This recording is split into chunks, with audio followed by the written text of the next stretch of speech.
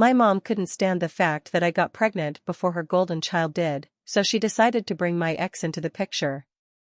Whatever she thought that would accomplish, it backfired, badly. What he revealed ended up flipping everything on its head and left her drowning in regret. I don't call her mom. I never have. I call her Denise. That might sound strange to most people, because it's natural for kids to call their mothers mom. But Denise made it clear early on, me and Sophie, my half-sister, weren't to use that title. I guess in her head, mom sounded too mature or tied down, and she's never been one to accept growing older. She's told us more than once that being called a mother makes her feel old and weighed down, like it's some kind of burden she doesn't want. So, Denise, it's always been like she's more of a roommate than the person who gave birth to me. Denise was still in high school when she got pregnant with me.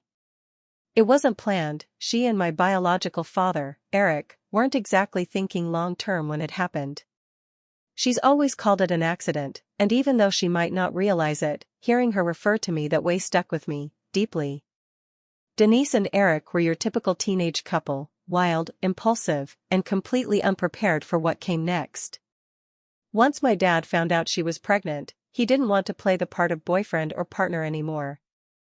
He agreed to pay child support and promised to be involved in my life, but only as a father, not as Denise's partner. That was the end of their relationship, and it hit her hard, even if she pretended it didn't. I think she had this picture in her head of them settling down, maybe even starting a real family. And a part of her probably thought having a baby would bring them closer together. But that wasn't how it played out. My dad wasn't interested in sticking around for anything more than his responsibility to me, and that shattered whatever dream she'd built up in her mind. After I was born, their situation didn't improve, it only got more bitter. Denise couldn't seem to move past her anger toward him, and it showed every single time he came by. Whenever my dad would swing by to visit or pick me up, Denise would almost immediately start something. She'd snap at him over nothing, or drag up old issues just to stir the pot. Sometimes it was small stuff, sometimes it was deeper, usually tied to the fact that he didn't want to be with her. I was too little to make sense of all the drama back then, so I just believed whatever she told me about him. Denise would say stuff like, if he really loved you, he'd have married me, or real fathers take care of their families, your dad's just another deadbeat. And I took it all in, not knowing any better. But as I got older, things started clicking into place, and I began to see the bigger picture. Turns out, my dad wasn't anything like the guy Denise painted him to be. If anything, he was solid. He showed up. Every single weekend, like clockwork, he'd come get me, always on time, always excited to hang out. He never missed a child support payment, not once. And when we were together, I could feel how much he cared. Even though he and Denise couldn't get along, his love for me never wavered. As I grew up, I started to recognize that my dad was doing the best he could under tough circumstances. He wasn't perfect, sure, but he wasn't a bad father. Not by a long shot. He was present, and that meant everything to me. Then, when I was 6, Denise met Tom, the man she'd end up marrying and now calls the love of her life. Watching her with Tom was strange. She was different around him. Softer, maybe. Tom's a good guy, laid back and kind, and from day one, he welcomed me into his life without blinking. He never treated me like some extra baggage, and honestly, that meant the world to me, especially considering how rocky things were with Denise. Tom wasn't the issue. He was stable, patient, and made a real effort to be there for me in ways Denise often didn't. Soon after they tied the knot, Denise got pregnant again, this time with my half-sister, Sophie. And when Sophie was born, I was over the moon. Right from the start, I loved that little girl. As the years went on, we grew incredibly close. She's my best friend, and I'd do anything to protect her. But no matter how much I love Sophie, it's impossible to ignore how differently Denise has treated the two of us. From the moment Sophie arrived, it was obvious, she was Denise's favorite. Denise poured love and attention into Sophie like it was effortless. She'd light up whenever Sophie walked into the room, always doting on her, buying her adorable dresses and shoes, making sure she never went without anything. Sophie became Denise's pride and joy. Me? I felt like I barely registered. Where Sophie got warmth and affection, I got distance, coldness, even. Denise acted like I was just there. She barely ever spent any real time with me, and when she did, there was always this weird tension in the air, like just being around me made her uncomfortable. And yeah, I was jealous. How could I not be? Watching my little sister get all the love and attention I was starving for, it stung in a way that's hard to explain. It's not like I didn't try. I really did my best to earn Denise's affection. I'd ask for simple things, like a dress I liked or a toy I saw at the store, but more often than not, she'd brush it off or act like I was asking for too much. Instead of something new, she'd dig through a box of my cousin's hand-me-downs and tell me, "You don't need anything else. Quit wasting money." And that wasn't just a one-time thing, it was her go-to response. But it was never just about the stuff. The material things didn't hurt as much as the emotional distance. The way Denise saved all her warmth and tenderness for Sophie made me feel like an outsider in my own home. I adore Sophie, I truly do, but it doesn't change the fact that it hurt watching Denise act like she only had one daughter. Every year when Sophie's birthday came around, it was this massive celebration. Decorations everywhere, a huge cake, presents piled high, and the house packed with family and friends. Denise would go all out, balloons, banners, party games, you name it. You could tell she put her whole heart into making those days unforgettable. It was the kind of birthday any kid would dream about. Mine? Not so much. My birthdays were barely acknowledged, like they were just another day on the calendar. I was never allowed to throw a party or have friends over, not even once. Some years, my celebration was just Denise ordering a pizza. No decorations, no singing, no candles, just a pizza and that was it. I remember how hard that hit me, sitting there watching Sophie's birthdays turn into these big magical events while mine felt like they didn't matter at all. It was like this giant flashing sign that said, "You're not as important." And when I got older and started calling her out on it, just trying to make sense of why, Denise didn't even try to deny it or fix it. She'd snap at me with something cold like, "Go cry to your dad," like he was somehow to blame for the way she treated me. She'd throw out lines like, "This is all his fault," shifting every ounce of responsibility onto him, like her playing favorites had anything to do with him not being around. It was her way of dodging the truth, refusing to take a hard look at what she was really doing. My dad, though, he always tried to fill in the gaps. He knew how much birthdays meant to me. He understood how special they were supposed to feel.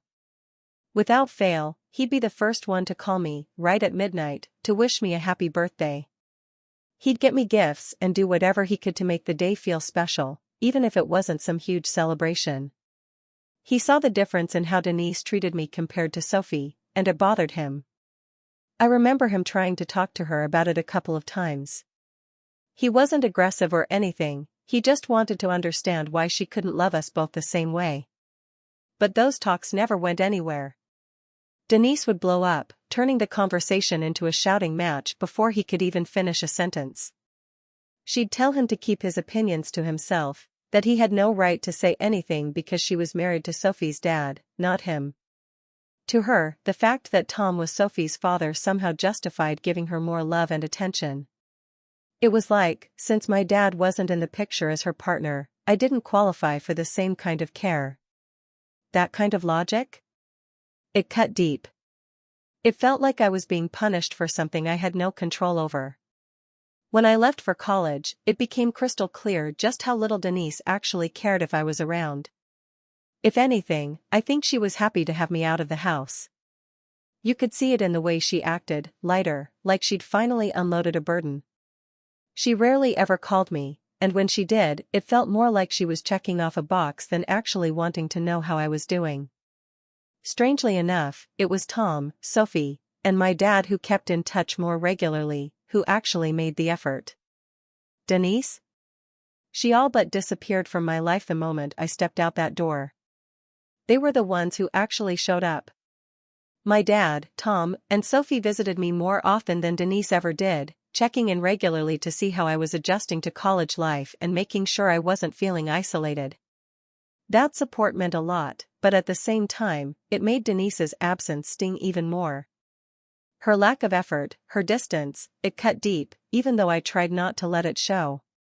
Part of me kept hoping that, maybe with time, whatever tension she had with me and my dad would eventually fade.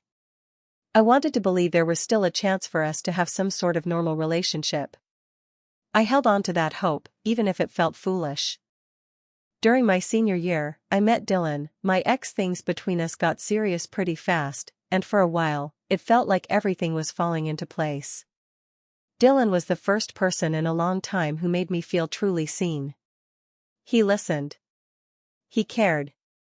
And that was rare in my world, especially considering how cold and disconnected things had always been with Denise. When I graduated college, it was a huge milestone for me. I was proud of myself. My dad, Tom, Sophie, and surprisingly, Denise, showed up for the ceremony. But truthfully, she wouldn't have come if Tom hadn't pushed her. I knew it. He was the one who convinced her to be there. Still, it meant something to have everyone present, even if I knew not all of them wanted to be. That day was also the first time Denise met Dylan. I didn't expect anything unusual, just figured they'd say a polite hello and move on. But Denise seemed oddly taken by him. She was watching him more than she should have, and something about the way she looked at him gave me pause. At first, I brushed it off.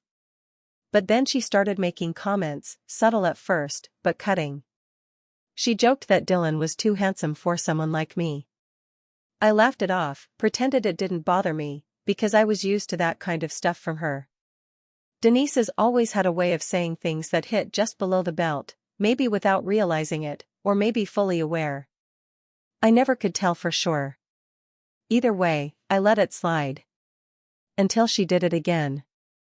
We were all sitting down for lunch after the ceremony, the whole family at the table, when she made another jab, this time right in front of Dylan.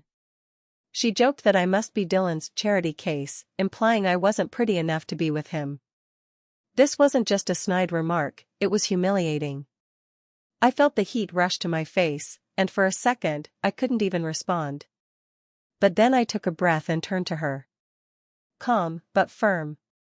I told her the way she was talking about me, and about my relationship, was creepy and inappropriate. I reminded her that I was more than just how I looked, and that her words were making everyone at the table uncomfortable. Dylan was clearly thrown off by it too. He didn't know what to say, just kind of shifted in his seat, awkwardly trying to move past it. Even my dad, who usually tried to stay neutral with Denise, looked pissed. He kept giving her these sharp glances, like he was silently warning her to knock it off. I could tell he didn't want things to get ugly, not in front of Dylan, but the tension was there. That moment wasn't just about one mean comment. It was yet another example of how Denise always found a way to cut me down, even during what should have been one of the happiest days of my life. After graduation, something weird happened. Dylan told me Denise sent him a friend request on Facebook. He asked me if it was okay to accept, and honestly, I didn't want to turn it into a big thing. So I told him it was up to him. He accepted it, mostly to avoid drama. We both knew that if he didn't, Denise would have made a scene the next time she saw him. Still, it felt strange. Denise had barely shown any interest in my life during college, but now she wanted to stay in touch with my boyfriend? Over the 3 years Dylan and I were together, Denise kept a polite but oddly consistent connection with him. She'd occasionally comment on his posts or send him a quick message to check in. Nothing too obvious, but enough to feel off. She never gave me that kind of energy. But with Dylan, she seemed almost invested. At some point, Dylan started pointing out things I hadn't noticed, or maybe just didn't want to. He said he felt like Denise was jealous of me. He told me she acted like she was in some kind of weird competition with me, whether it was belittling my achievements, dismissing the things I was proud of, or acting way too interested in my love life. He said it didn't feel like normal tension, it felt personal, like she resented me. The word jealous stopped me in my tracks. I'd never considered that before. To me, Denise's behavior had always just seemed like bitterness left over from the past, maybe unresolved anger at my dad. But Dylan saw it differently. He was sure of it. He said she didn't like seeing me happy or successful. And that the more I grew into myself, especially with someone like him by my side, the more it seemed to bother her. At first, I didn't want to believe it. It was tough wrapping my head around the idea that my own mom could actually be jealous of me. But the more Dylan pointed it out, the more I started noticing the signs myself. Whether it had to do with how I looked, who I was dating, or anything I accomplished, Denise always found some subtle way to knock me down a peg. And once I started looking at things through the lens of jealousy, even if just a little, it all started clicking. That realization made me a lot more careful around Denise. I caught myself putting up emotional walls, not letting her digs or snide remarks get to me like they used to. I didn't really know what to do with the idea that my own mother might resent me like that. But it definitely shifted how I dealt with her moving forward. I couldn't unsee it, and I couldn't keep pretending her behavior was harmless. What used to feel like her being cold or distant now looked more like she was treating me like some kind of rival. That thought alone made me pull back even more, emotionally speaking. Around that time, Dylan and I ended our relationship after being together for 3 years. The breakup was pretty smooth. We both knew we cared, but our lives were pulling us in different directions, and it just felt like the right time to let go. We said we'd keep in touch, maybe stay friends. But as life tends to do, it moved on. I got wrapped up in my own world, and Dylan drifted into his. Eventually, we stopped talking altogether, and that chapter quietly came to a close. Then, 2 years back, I met Lucas, and that changed everything. He turned out to be everything I'd ever hoped for in a partner. Lucas is thoughtful, kind, and he treats me like I genuinely matter, something I hadn't truly felt before. From the start, being with him just felt right. We talked openly about what we wanted out of life, our dreams, our future.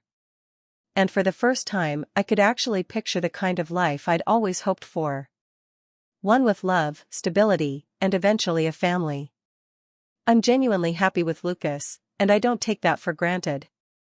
Earlier this year, we found out I was pregnant. We hadn't exactly planned it, but it wasn't an unwelcome surprise either. Starting a family had always been part of the dream, and even though the timing caught us off guard, we were beyond excited. We jumped right into preparing for the next stage of life. The first big step we took was getting married. We kept it small and personal, just the people closest to us. Naturally, Sophie was my bridesmaid, having her there meant the world to me. Denise, my mom, did come to the wedding, but all through the ceremony I could tell something was off. She had this look on her face, like something about the whole thing rubbed her the wrong way. Later on, when we had a quiet moment, she finally opened up. She didn't hold back, told me straight out that she never wanted me to end up with someone like Lucas. To her, being with him was some sort of mistake. Then she hit me with the real kicker: she actually hoped I'd get back with my ex, Dylan. I had to laugh. I mean, it was so ridiculous it almost felt like a joke. Honestly, I figured maybe she'd had a little too much to drink and was just talking nonsense. The fact that she was still holding on to Dylan when I'd clearly moved on and found real happiness was just wild to me. I tried to brush off what she said, something I've gotten pretty good at over the years. But deep down, it still stung that she couldn't be happy for me, even on my wedding day. Instead of showing support, she found a way to criticize and make me feel like I'd come up short in her eyes. But this time I didn't let it sink in like before. I had Lucas by my side, a baby on the way, and more love in my life than I'd ever had. So I chose to focus on all that goodness instead of letting Denise's negativity ruin it. Lucas and I had decided to wait until after the wedding to tell everyone the big news: I was pregnant. We both felt it would be better that way, so no one could say we rushed things or make assumptions. When we finally shared the news, my dad, Sophie, and Tom were over the moon about it. They were genuinely thrilled for me, like, truly happy, and their excitement made that moment even better. But, of course, Denise, my mom, just had to throw her usual negativity into the mix. It's like she physically can't let me be happy without tossing in some kind of backhanded comment. She immediately started questioning whether I was really ready to have a kid.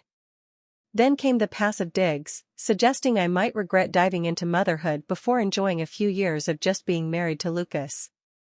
Her words completely blindsided me. It felt like she was unloading her own unresolved issues or past regrets on me. I was stunned that even during such a joyful time, she still couldn't just be supportive without making me doubt myself. But I wasn't letting her get away with it this time. I was about to be a mom, and the idea of her trying to cast a shadow over my happiness, or worse, doing that to my future child, lit a fire in me. I stood up for myself in a way I never had before. I calmly told her I wasn't her, and I would never regret having a child with the man I love. I made it very clear, regardless of the timing, I had zero doubts about becoming a mother. For years, I had let her walk all over me, constantly criticizing my choices, making me feel less than. But this time was different. I was done letting her manipulate me or make me feel small, especially when it came to my own family. That's when Denise really let it all out. She admitted she couldn't believe I, the daughter she'd always treated as an afterthought, was the first one to get pregnant and give the family its first grandchild. She said she always expected Sophie to win. As if that wasn't enough, she tried to excuse herself by saying she just wasn't ready to be a grandmother. She even accused me of trying to ruin her social life by having a baby so soon after getting married. Hearing that felt like getting smacked across the face. It wasn't just an insult, my pregnancy, something so special to me, was now some kind of threat to her image. Even for Denise, that level of selfishness was shocking. She wasn't worried about how I'd do as a mom or what kind of future my baby would have. No, all she cared about was how she'd look to her friends. And that was the final straw for me. I told her, point blank, that if that's really how she felt, she'd have no place in my child's life.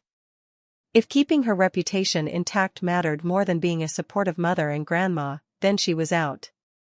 I told her I was cutting her off, for good. The whole thing turned into a shouting match, emotions flaring on both sides, but I stood firm and asked her to leave.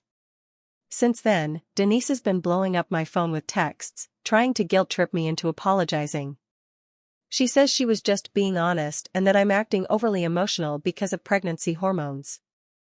According to her, being my mother means she has every right to question my quick marriage and sudden pregnancy. In the end, Denise had no choice but to back off.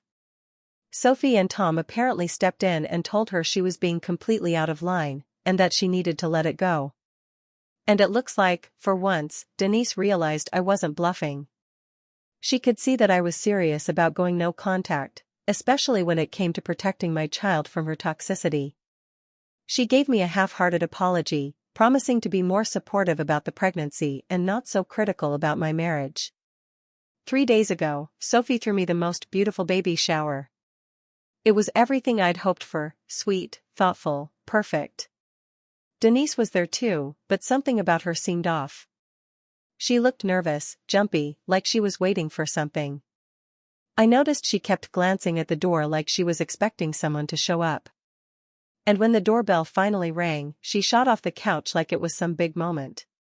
She grinned and announced to the room that she had a surprise for everyone. I didn't know what to expect, maybe a gift, or some long-lost relative, but I never could have imagined what happened next. To my complete shock, in walks Dylan. Yep, my ex-boyfriend. He looked super uncomfortable, like he knew he didn't belong there. Meanwhile, Denise was proudly dragging him into the room like he was some grand finale. I was completely floored. This was my baby shower, my celebration, and suddenly I was staring at my ex, wondering what the hell he was doing there. I honestly couldn't wrap my head around what was happening. Then my mom dropped the bomb. She'd been talking to Dylan for weeks behind my back, and she had convinced him to show up that day because, according to her, he was there to give me a second chance. She looked me straight in the eye and said she always knew I was settling by being with Lucas, but I didn't have to worry anymore, because Dylan had come to save me. The entire room went silent. My guests were clearly horrified, exchanging stunned glances after hearing her say something so wildly inappropriate. I kept shifting my gaze between Dylan and my mom, trying to make sense of what I was witnessing. Then Dylan, clearly embarrassed and uncomfortable, finally spoke up. He started by apologizing for interrupting the shower and admitted he hadn't even wanted to come in the first place, which just added another layer to my confusion. He went on to explain how Denise had been flooding his Facebook inbox with message after message, trying to convince him to declare his undying love for me. She was convinced we were meant to be together and insisted I was making the biggest mistake of my life by having a baby with Lucas. She'd even gone so far as to tell Dylan that I was throwing my life away by becoming a mom so soon and that he needed to rescue me from this so-called disaster. The whole thing was so surreal I felt like I was watching some weird soap opera, not living through it. Dylan made it clear he didn't come to win me back or stir things up. He came to tell me, face to face, just how manipulative and out of line my mom had been acting. He said he thought I deserved to know the truth. His goal was to expose Denise's behavior, not just to me, but to everyone in the room. And the tension, I could feel it rise like a wave crashing over the whole space. All eyes turned to my mom, whose face had gone redder than I'd ever seen it. She definitely didn't expect Dylan to call her out in public like that. Dylan then turned directly to her and told her to stop contacting him. He said she needed to move on with her life and that she had no right to ruin what was supposed to be one of the happiest days of mine. I had never seen Denise look that humiliated in all my life. She was furious, but for once, she had nothing to say. No sarcastic comments, no finger-pointing, no excuses. Just silence. Dylan didn't stop there. He told her that even back when we were dating, he could see how jealous she was of me, and it was clear nothing had changed over the years. He said he was disappointed in her and ashamed that she was still acting like this. She just stood there, completely speechless, as the weight of her actions finally hit her, and everyone else in the room. After Dylan finished, he turned to me again and apologized. He said he was sorry for the chaos but felt it was the right thing to do, to tell me the truth about what had been going on behind the scenes. Before he left, he handed me a small gift he'd picked out for the baby. And honestly, even with all the awkwardness, that was a really kind thing for him to do. I thanked him for showing up and for having the guts to tell me the truth. If he hadn't, I might never have believed just how far Denise was willing to go behind my back. She was actively trying to sabotage one of the most meaningful times in my life, and I probably would have been none the wiser. After Dylan walked out, the room fell into this thick, uncomfortable silence. Everyone was still staring at Denise, who looked like she wanted the ground to swallow her up. She was practically shaking, her eyes welling up with tears. She knew she'd been exposed. That moment, it confirmed everything I'd feared. My mom wasn't just tough to deal with or overly critical. She was actively working against me, driven by her own jealousy and insecurity. Since then, Sophie and I have completely cut ties with her. The rest of the family who witnessed the whole disaster at the baby shower? They've distanced themselves too. No one wants anything to do with her now. Even my dad told Denise to stay away from me for good. I still struggle to understand how far my own mother is willing to go just to feel in control or protect her ego. Lucas and I are doing really well as new parents. Sophie, my dad, and Tom have come to visit a bunch of times, and we've made it a point to spend more time together as a family, without Denise, of course. None of us speak to her anymore. And as for Tom? He's separated from her now. Turns out, after everything came to light and he confronted her about what she'd done, she still refused to say sorry. She doubled down, tried to justify her actions like she always does. That was the final straw for Tom. He realized that if she could treat her own daughter so cruelly, then nothing was stopping her from turning on him, or anyone else she was supposed to care about. Her selfishness has no limit. And Tom finally saw that he was better off without her.